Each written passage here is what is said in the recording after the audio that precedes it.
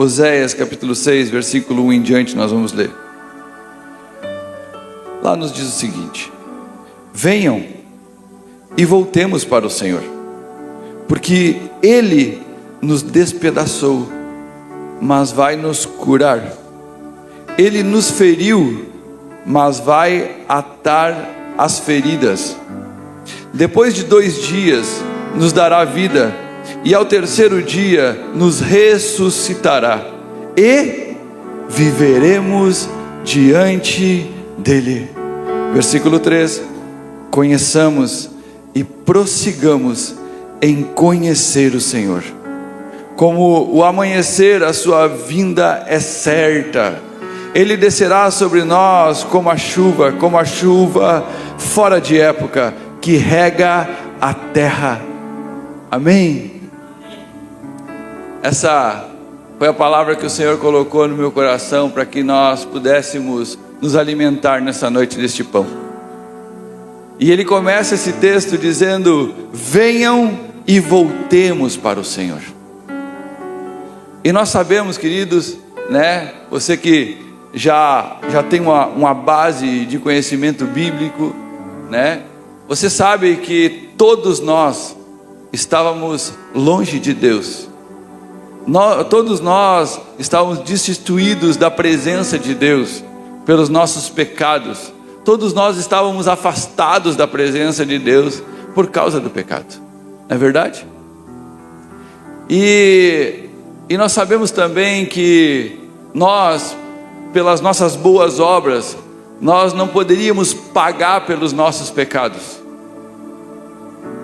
Não existe nada de bom na vida do ser humano que seja, obrigado,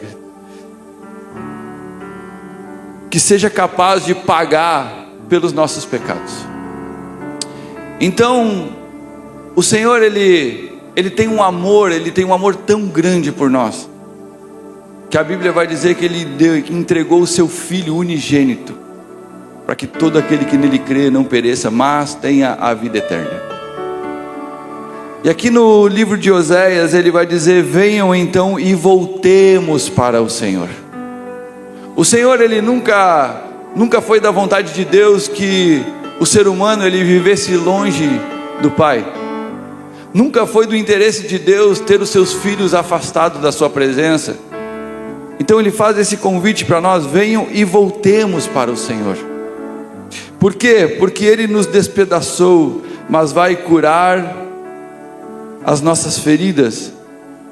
Agora eu quero te fazer uma pergunta, sabe? Você não precisa me responder, você não precisa levantar a tua mão, mas quem aqui veio para Cristo porque disse: como Jesus é legal, eu vou ir para a igreja? Acredito que uma boa parte de nós que estamos aqui nesta noite, querido, chegamos até este lugar, ou quando você foi atraído por Cristo, você chegou por causa de uma situação que não estava indo tão legal na tua vida. Eu fui alcançado pelo Senhor numa condição de um presídio. Estava preso, né? A vida destruída, família desestruturada, e foi essa condição que me trouxe para Cristo. E como nós vemos isso? Como nós vemos a condição em que nós estávamos quando chegamos a Cristo? Muitas pessoas são atraídas porque de repente estavam com uma doença, estavam com seu relacionamento se destruindo, e encontraram em Cristo uma esperança de uma restauração. Muitas situações trouxeram muitos de vocês para a presença de Deus, queridos. Agora, como você vê essa condição? Muitas vezes nós podemos olhar para a situação e dizer: por que Deus estava permitindo isso? Por que muitas das vezes nós só conseguimos ser alcançados numa situação tão difícil na nossa vida, um momento tão difícil na nossa vida? E se nós olharmos com uma ótica natural, nós vamos olhar e vamos dizer: por que Deus permitiu isso? Deixa eu te falar uma coisa, querido. Tudo sempre é motivado pelo amor de Deus pelas nossas vidas. Se hoje você me perguntar qual foi a melhor coisa que aconteceu na tua vida, eu vou te dizer com toda a sinceridade do meu coração: a melhor coisa que aconteceu na minha vida foi ter caído preso. Porque se não fosse um presídio, eu poderia estar bem de dinheiro, eu poderia estar bem de saúde, eu poderia estar bem de qualquer coisa. Mas quem não tem Jesus não tem nada.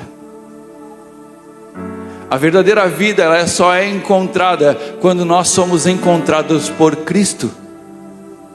Então, muitas das vezes, queridos, a situação difícil provavelmente foi uma consequência de algo que nós semeamos, e quando nós estávamos colhendo, nós recorremos a Cristo, e pela misericórdia de Cristo nós fomos alcançados e restaurados. Então aqui ele não vai dizer o seguinte, o diabo fez a ferida e vai sarar, o diabo fez, não, ele vai dizer: venham e voltemos para o Senhor, porque Ele, quem? O próprio Deus, Ele nos despedaçou, mas vai nos curar. Ele nos feriu, mas vai atar as nossas feridas. Em toda a tua trajetória, querido, Deus sempre teve um propósito em todas as coisas. Até mesmo na situação difícil, existia um propósito na tua vida. E hoje, você está feliz da vida, e glória a Deus por isso. Hoje, provavelmente você já está com a sua família restaurada, com a sua saúde restaurada, provavelmente seu casamento. Mas deixa eu te falar uma coisa, de repente você pode olhar para você e dizer assim: não, pastor, ainda não está restaurado. Então deixa eu te falar uma coisa, o Deus que começou a boa obra, Ele vai terminar. Ok? Então fique tranquilo, confie no Senhor. Versículo 2 vai dizer: depois de 2 dias nos dará vida, e ao terceiro dia nos ressuscitará. Por quê? Porque nós estávamos mortos em nossos delitos e pecados, e Ele nos deu vida, e agora Ele está nos dando vida em abundância. Por quê? Porque a vida de Deus está crescendo em nós.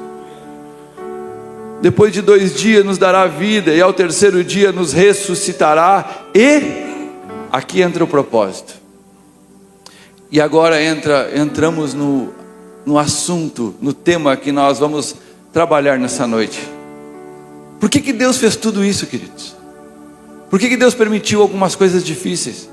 Para que nós venhamos e voltemos para Ele.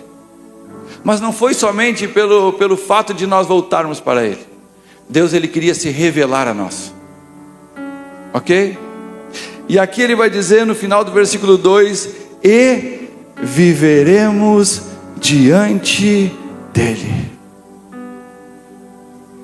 Você entende que logo lá na criação o Senhor já criou o homem, porque Ele queria ter alguém para se relacionar.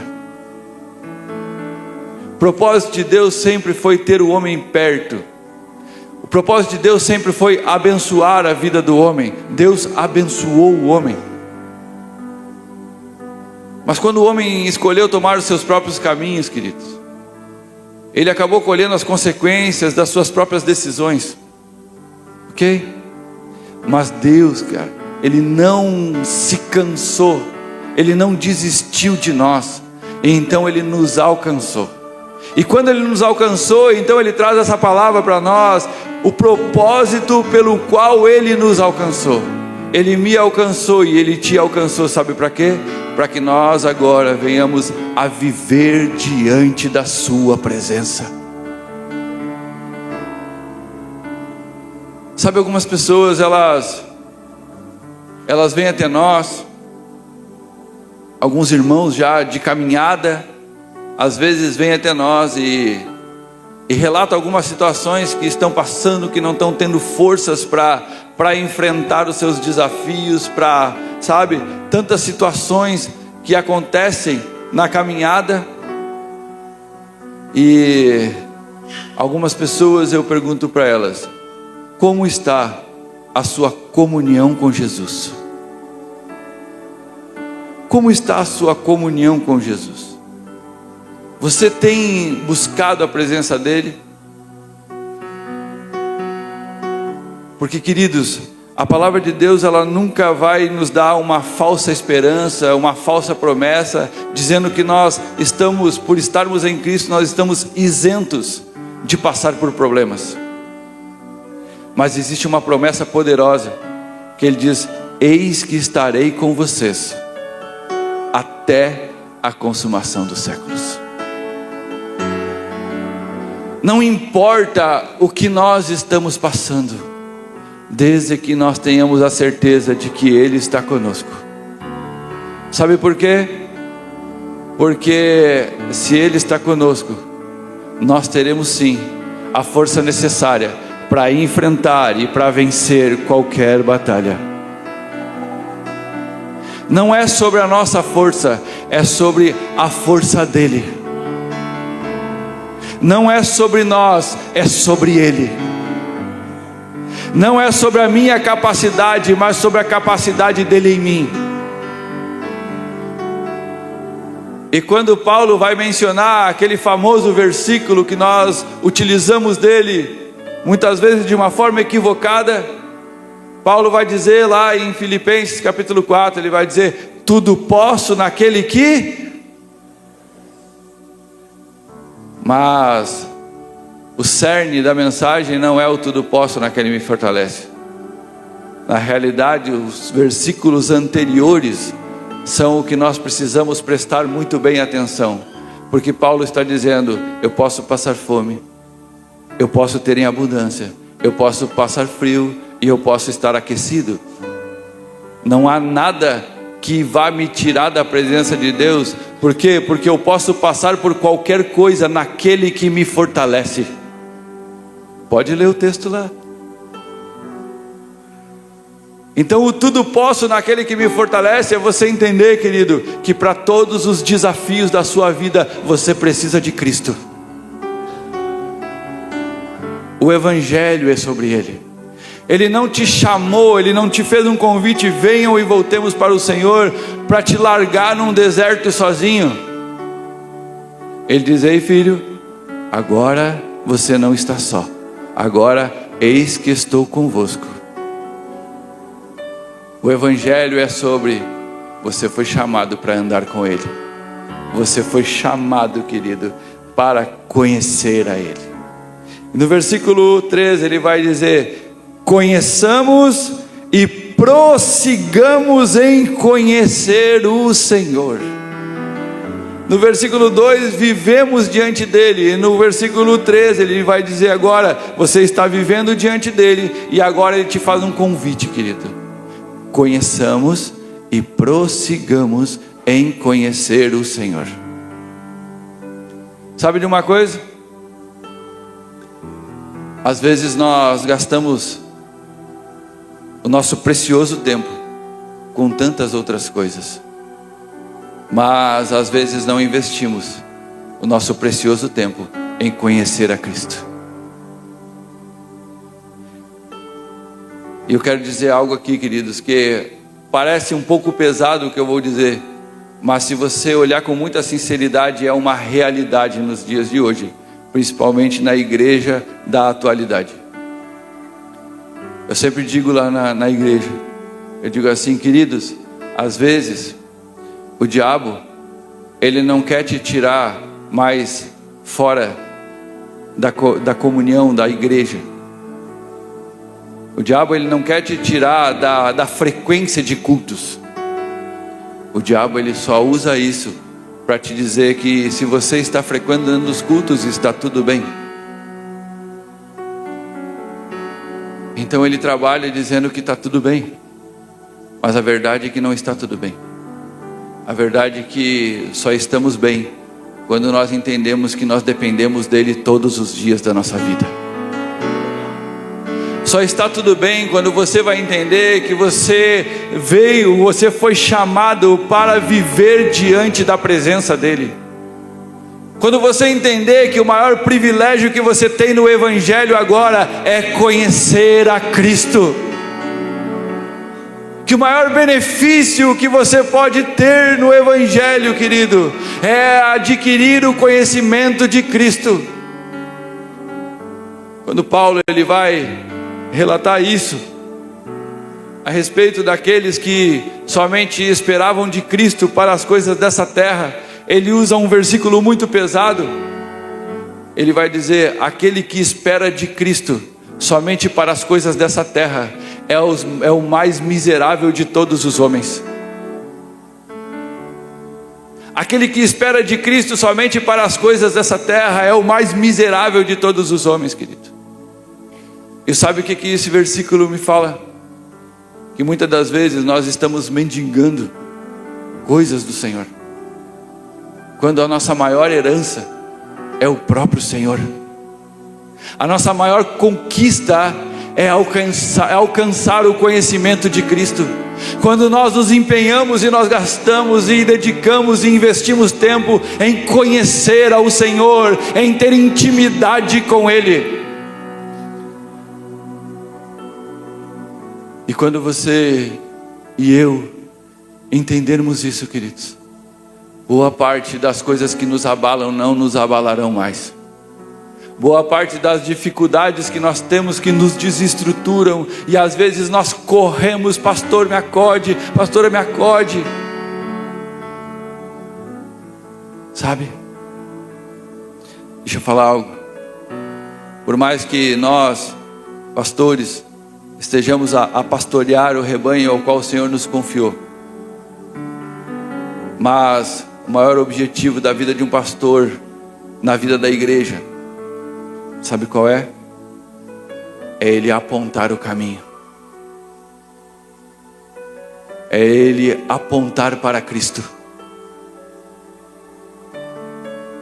É ele dizer: ei, o mesmo Jesus meu é o mesmo Jesus teu. O mesmo Jesus que me ouve é o mesmo Jesus que te ouve.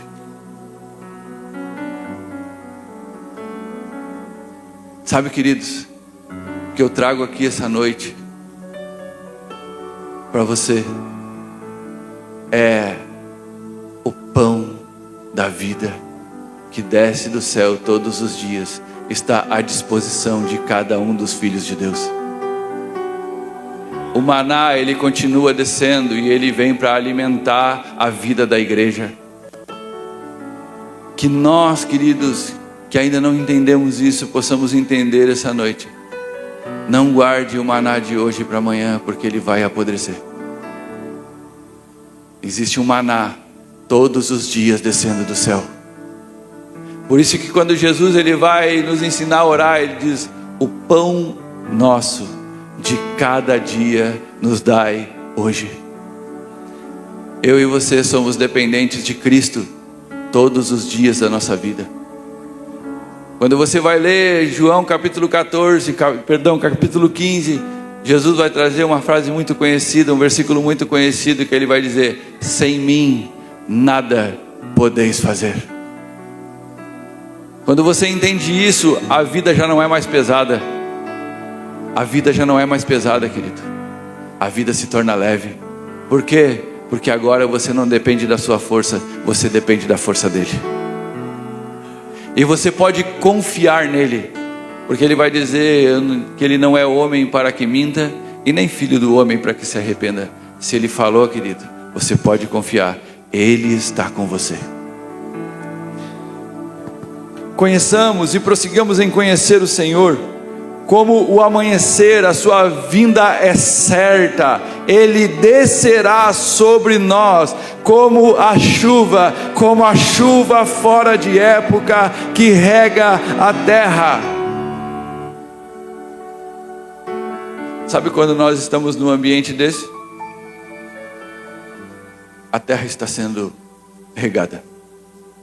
E sabe para que a terra é regada?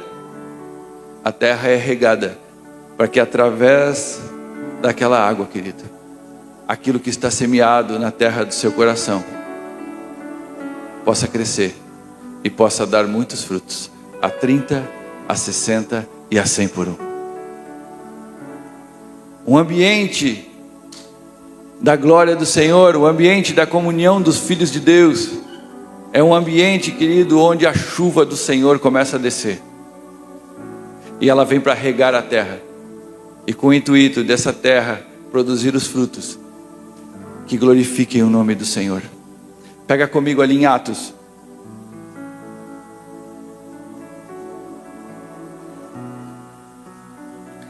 Atos capítulo 17.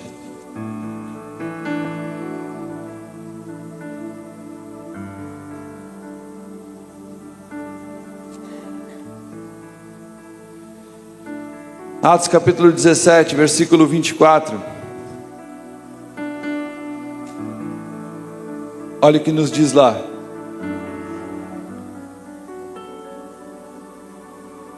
O Deus que fez o mundo e tudo o que nele existe, sendo Ele Senhor do céu e da terra, não habita em santuário feito por mãos humanas, nem é servido por mãos humanas, como se precisasse de alguma coisa, pois Ele mesmo é quem a todos dá a vida, respiração e tudo mais.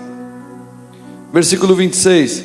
De um só homem fez todas as nações para habitarem sobre a face da terra, havendo fixado os tempos previamente estabelecidos e os limites da sua habitação.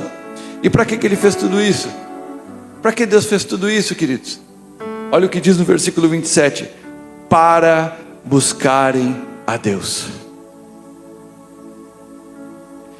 Para buscarem a Deus. Por que Ele criou toda uma criação, que Ele fez um povo através da vida de um homem que foi Adão? Para que Ele fez tudo isso?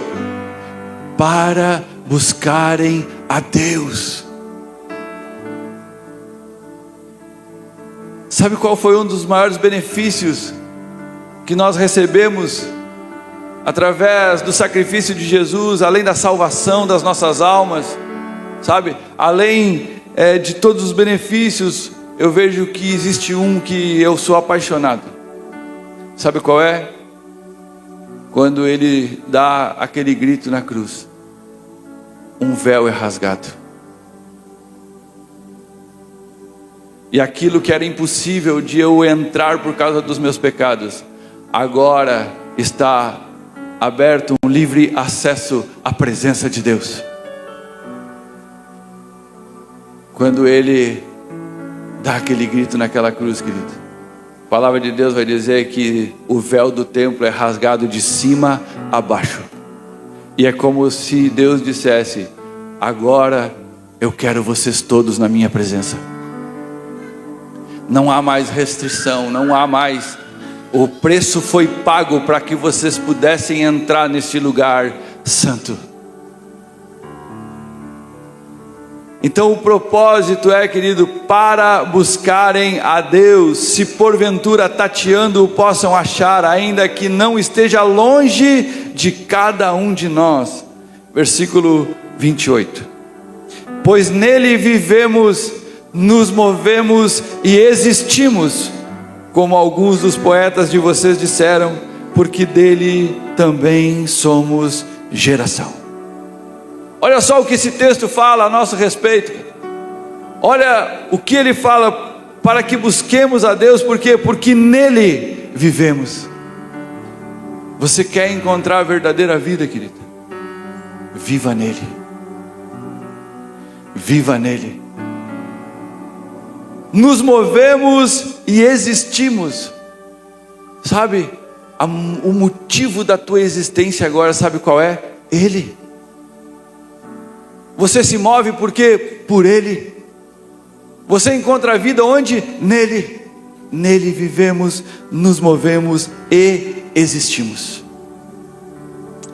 Sabe de uma coisa? Muitas das vezes, queridos, nós invertemos algumas ordens no Evangelho.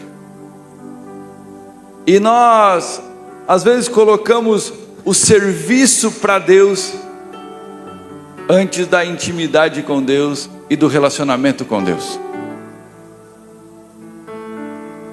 E quando isso aconteceu, queridos, nós vemos esse relato na vida de duas irmãs, e com certeza muitos daqui conhecem, Se não me falha a memória, está em Lucas 10. A história de Marta e Maria. Quando Jesus ele vai junto dos seus discípulos visitar aquela casa, essas duas irmãs de Lázaro também, uma delas fica atarefada com tantas coisas, mas a outra, enquanto Jesus estava na sala, a palavra de Deus vai dizer que ela estava ali, sentada aos pés de Jesus, aprendendo com Ele. E aquela outra irmã que estava atarefada com tantas coisas, já indignado, porque a pessoa que faz muito, não tem paciência com quem não faz, não é verdade?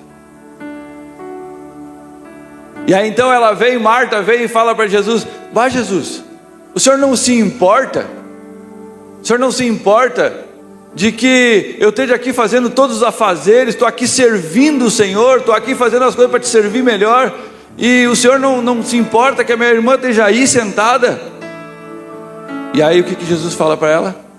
Marta, Marta, Maria escolheu a melhor parte, e esta nunca lhe será tirada. Sabe por quê, queridos? Porque muitas das vezes nós achamos que vamos ser aceitos por Deus por aquilo que nós fazemos. O fazer, o serviço para o Senhor faz parte de uma vida de cristianismo, mas a prioridade é você encontrar com Cristo todos os dias da sua vida e ser ministrado por Ele. Porque aquilo que você recebe no teu tempo de intimidade com Ele está produzindo algo eterno dentro de você. Por isso Ele vai dizer: "E nunca lhe será tirado." Existe uma fonte, cara. Existe uma fonte para nós bebermos. Que Ele vai conversar com aquela outra mulher ao poço e diz: "Olha, a água que eu tenho para te dar, você nunca mais vai ter sede, cara." Existe uma fonte, queridos. Por mais que nós, pastores e líderes, possamos dar um certo tipo de alimento,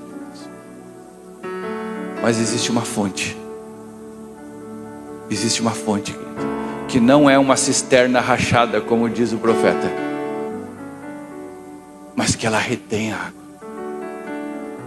E é sobre essa fonte que eu estou falando nessa noite. É sobre uma fonte que quando você fecha a porta do seu quarto, você pode falar com Ele em secreto, porque Ele que te vê em secreto te recompensará. Essa é a fonte que eu estou falando nessa noite. Pega comigo, queridos, lá em Filipenses. Não tem como parar esse relógio aqui? Está me deixando nervoso, pastor. Pega comigo ali em Filipenses, queridos.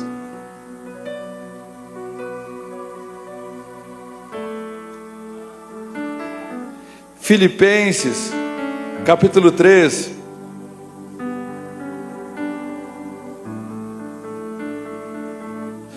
Capítulo 3, versículo 4.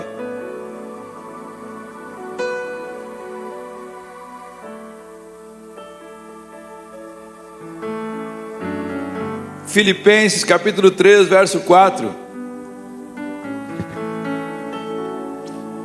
Diz assim: "É verdade que eu também poderia confiar na carne." Que é Paulo falando, tá, queridos? "É verdade que eu também poderia confiar na carne. Se alguém pensa que pode confiar na carne, eu ainda mais. Fui circuncidado no 8º dia. Sou da linhagem de Israel, da tribo de Benjamim, hebreu de hebreus. Quanto à lei, eu era fariseu. Quanto ao zelo, perseguidor da igreja. Quanto à justiça que há na lei, irrepreensível." Olha o currículo do cara. Mas o importante não é o currículo dele. Até porque ele mesmo vai deixar isso muito claro no versículo 7. Ele vai dizer: "Mas o que para mim era lucro, Isto considerei perda por causa de Cristo. Na verdade, considero o quê? Tudo como perda, por causa da sublimidade do conhecimento de Cristo Jesus, meu Senhor. Por causa dele, perdi todas as coisas e as considero como lixo, ou em algumas traduções vai estar como esterco. Considero como lixo para ganhar a Cristo. Para ganhar a Cristo, ou para conhecer a Cristo. O que nós temos de tão valioso ainda nas nossas mãos, que nós consideramos mais valioso que o conhecimento de Cristo, que nós não queremos abandonar ou entregar? Pois são justamente essas coisas que nós não queremos entregar, que nós nos agarramos, que às vezes nos colocam num pedestal, nos dão alguma garantia de reconhecimento, que estão nos impedindo de conhecer mais a Cristo. Quantos pecadinhos de estimação nós ainda temos que tem nos impedido de dar um passo a mais no conhecimento de Cristo?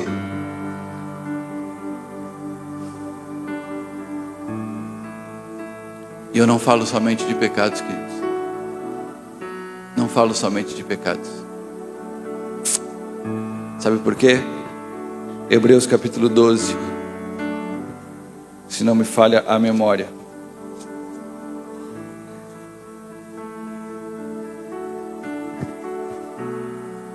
Hebreus capítulo 12, versículo 1.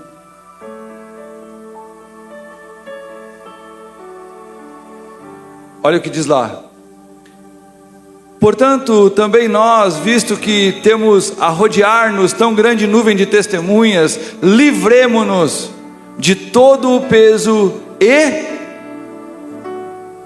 e do pecado. Ok? Vou ler de novo.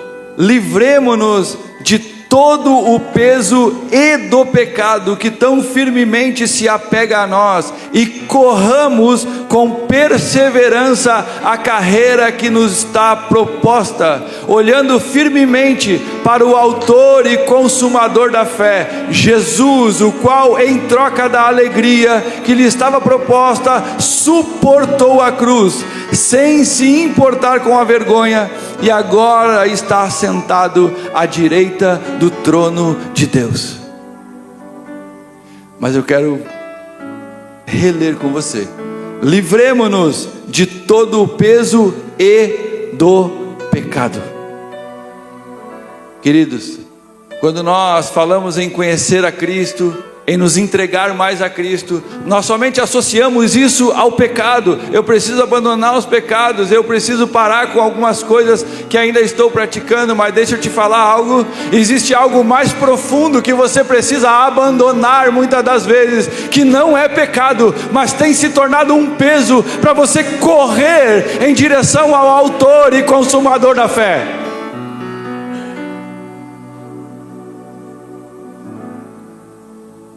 Uma das maiores estratégias do inimigo nesse tempo, querido, é me roubar e te roubar o tempo de conhecer a Cristo. Quem aqui tem deixado de lado um pouquinho as suas redes sociais, ou as suas novelas, ou as suas, sei lá, tanta coisa que não é pecado, mas que tem roubado o teu tempo e tem sido um instrumento de Satanás para te impedir de chegar ao conhecimento de Cristo?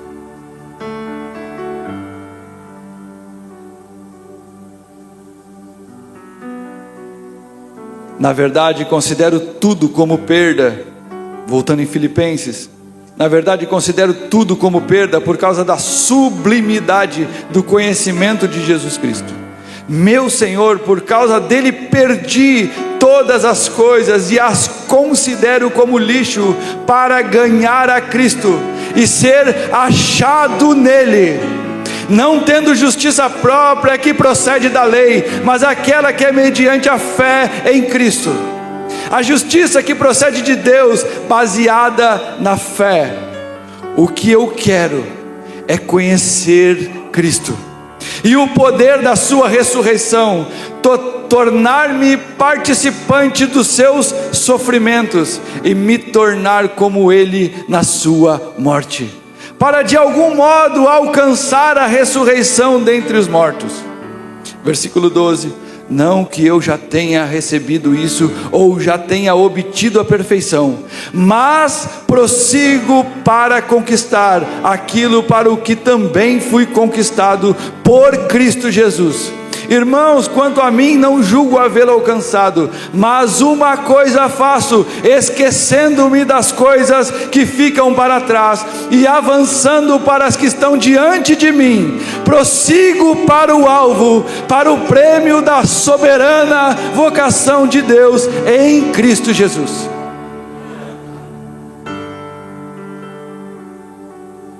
Sabe? Existem algumas coisas, queridos, que nós precisamos deixar para trás. E dentre elas, meus irmãos, eu posso mencionar algumas aqui. Quantos aqui, de repente, já há muito tempo, o Senhor vem falando sobre perdoar, e vai empurrando com a barriga, e está tudo bem, e está tudo bem. Mas deixa eu te falar, não é simplesmente só por perdoar, mas também isso tem te impedido de se achegar mais ao conhecimento de Cristo. Quantas coisas nós ainda mantemos na nossa vida, sabe? De dizer, eu sou assim mesmo e vou morrer assim. Pois é, meu irmão, teu orgulho não vai te levar a lugar nenhum, a não ser longe da presença de Deus. Quantas coisas, queridos, nós temos a ciência de já deveríamos ter deixado para trás, para avançar no conhecimento de Cristo, porque o conhecimento de Cristo, ele não é de uma forma intelectual. O conhecimento que Cristo produz em nós, é quando você renuncia a algumas coisas, você alcança mais de Cristo em você. É quando você decide abandonar algumas coisas, queridos. Você lembra lá? Você lembra lá daquele texto de Tomé? Quando, lá no Evangelho de João, quando Tomé, ele pega e diz assim, não, eu só vou acreditar se eu ver as suas marcas nas mãos, né? E aí você percebe ali que a forma que Jesus chega até eles, né, e chega até Tomé, o que ele mostra, queridos? Ele mostra o que? As marcas. As marcas de uma crucificação. Não é verdade? Ele mostra as marcas de uma crucificação. E deixa eu te falar uma coisa. Sabe o que a geração nos dias de hoje precisa? É ver as marcas de alguém que foi crucificado com Cristo. E essas marcas, elas só são manifestas em nós por meio das renúncias, por meio daquilo que você entregou de si para conhecer a Cristo e torná-lo conhecido através de você. As marcas, queridos. Por isso que ele vai dizer, né, olha só, parece uma coisa de doido, mas ele fala que ele se alegra até mesmo nos sofrimentos. Olha só, deixa eu achar aqui. Na verdade, considero tudo como perda por causa da sublimidade do conhecimento de Cristo. Por causa dele perdi todas as coisas, e ser achado nele, não tendo justiça própria que procede da lei, mas aquela que é mediante a fé em Cristo. O que eu quero é conhecer Cristo e o poder da sua ressurreição, tomar parte nos seus, no versículo 10, tomar parte nos seus sofrimentos e me tornar como ele na sua morte. tomar parte no quê? No sofrimento de Cristo. E sabe de uma coisa? Nós como cristãos hoje, nós estamos buscando fugir dos sofrimentos. Até o irmão que trouxe a palavra aqui, ele falou quantas vezes nós, por vergonha ou por medo de ser rejeitados ou excluídos, temos vergonha de falar que somos cristãos, de nos pronunciar como cristãos. Você está tentando fugir de um sofrimento necessário na vida de um cristão, porque a palavra de Deus vai dizer em Mateus capítulo 5: bem-aventurados sois vós, quando por minha causa forem perseguidos. E quando nós vamos desfrutar dessa bem-aventurança, querido? Quando você estiver sendo perseguido por ser cristão. Você não deve se lamentar e nem dizer: olha aí o que estão falando de mim. Você: Deus, glorifica o teu nome, porque eu estou sendo parte dos sofrimentos de Cristo. Sabe, muitos de nós aqui de repente no nosso meio: não, mas eu estou sendo caluniado, eu não estou. Querido, fique em paz. Fique em paz. Você está fazendo parte dos sofrimentos de Cristo. E quando você tem a oportunidade de revidar uma ofensa, e você escolhe dar a outra face, você está sendo participante do sofrimento de Cristo. E isso está produzindo em você, dentro de você, um eterno peso de glória. Não fuja dos sofrimentos, querido. Passe por eles com alegria. Passe por eles com alegria, sabendo que o teu Senhor passou pelas mesmas coisas. E é um privilégio para nós passarmos pelos mesmos sofrimentos do nosso Senhor.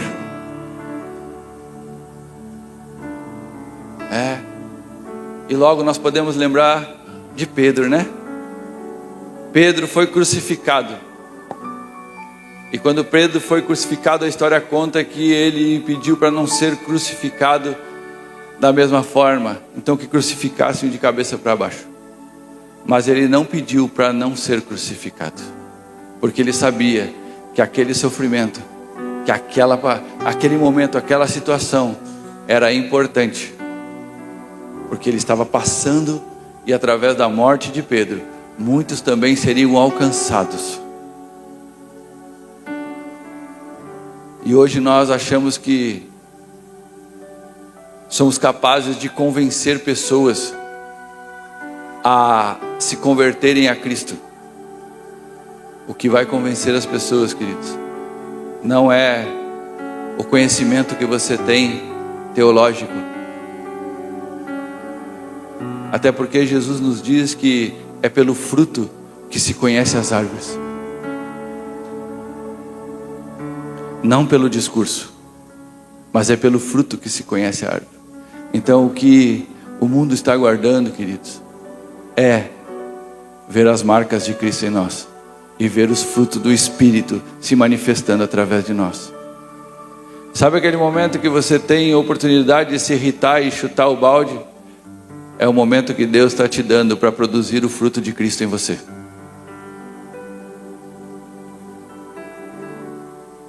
O que eu quero é conhecer a Cristo e o poder da sua ressurreição, tomar parte nos seus sofrimentos e me tornar como Ele na sua morte. Amém?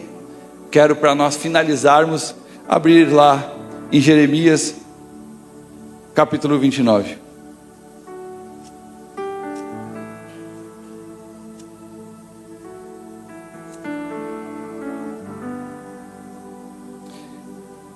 Jeremias capítulo 29,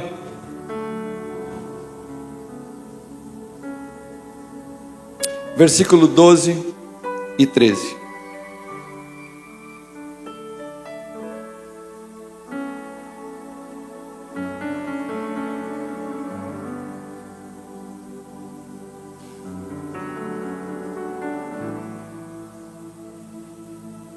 Vamos ler junto o que diz lá? E vocês me invocarão e se aproximarão de mim em oração, e eu os ouvirei. Versículo 13: vocês me buscarão e me acharão. Quando? Quando me buscarem de todo o coração. E deixando o que para trás fica, prossigo para o alvo. Nós o acharemos quando? Quando nós o buscarmos de todo o coração. Não é só sobre buscar, mas é sobre ter uma predisposição em entregar aquilo que Ele te pedir, para que você venha a conhecer cada vez mais profundamente Ele. Quando que nós vamos achar? Quando nós o buscarmos de todo o nosso coração. Foi para isso que eu e você, queridos, fomos atraídos por Cristo. Foi para isso que eu e você nos convertemos a Cristo, para viver diante dEle, para conhecer e prosseguir em conhecer, para que o Espírito Santo encontre lugar em nosso coração, para iluminar e nos mostrar áreas que o Senhor quer que nós venhamos a entregar a Ele. E na medida que nós vamos entregando a Ele, nós vamos conhecendo a Cristo. Na medida que Ele vai sendo o Senhor do nosso coração, nós vamos conhecendo a Ele. Porque muitos de nós fizemos uma confissão de fé, dizendo: eu aceito Jesus como meu Senhor e Salvador da minha vida. Mas muitas das vezes, nós não compreendemos o que nós falamos. Porque quando nós confessamos Jesus como Senhor da nossa vida, sabe o que nós estamos dizendo? Ei Jesus, até aqui quem governou a minha vida fui eu, mas a partir de agora, Tu és o meu Senhor, e quem governa é o Senhor. Não é somente sobre fazer uma oração de confissão, mas é nós entendermos que nós entregamos a nossa vida a Ele, e não é mais que nós que governamos a nossa vida está na mão dEle. É como eu mencionei ontem no culto de jovens, até depois fizeram uma postagem, agradeço aí a equipe da mídia, ficou top, né? E nós dizíamos: ou você vive, ou Cristo vive em você. Ou você vive, ou Cristo vive em você, querido. E nós precisamos compreender que o desejo de Deus sobre as nossas vidas é que nós venhamos a buscá-lo, e é que nós venhamos a achá-lo, mas à medida que Ele é o Senhor dos nossos corações, à medida que nós entregamos o nosso coração a Ele, à medida, sabe, que o orgulho já não é mais valoroso para mim, à medida que a vaidade já não tem mais valor para o meu coração, à medida que a ganância não tem mais valor para o meu coração, à medida que a avareza já não domina mais o meu coração, à medida que Mamon já não tem mais governo sobre o meu coração, à medida que, sabe, as mágoas que eu tenho com pessoas já não tem mais poder sobre o meu coração, à medida que você precisa entender que nós fomos chamados a morrer para nós mesmos e viver para Cristo. Amém? Queria deixar essa palavra ao coração dessa amada igreja e agradecer o privilégio de poder servir a cada um de vocês aqui essa noite.